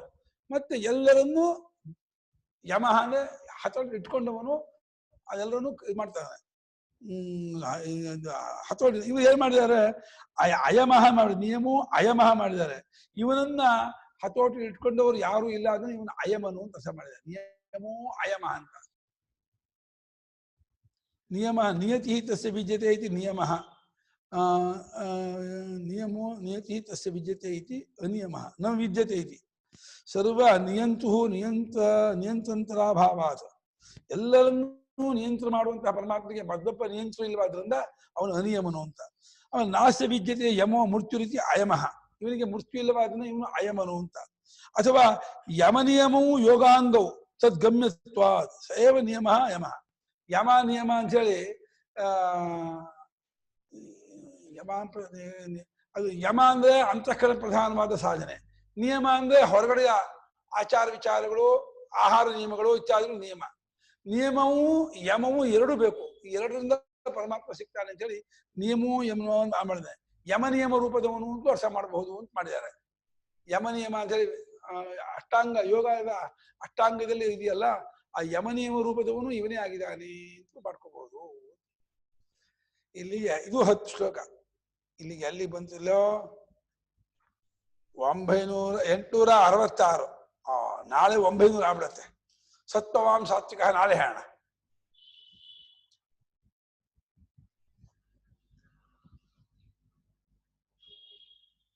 ಆಮೇಲೆ ಇನ್ನು ಇದು ಹೇಳ್ಬೇಕಾ, ಉತ್ಸಪೀಠಿಕೆ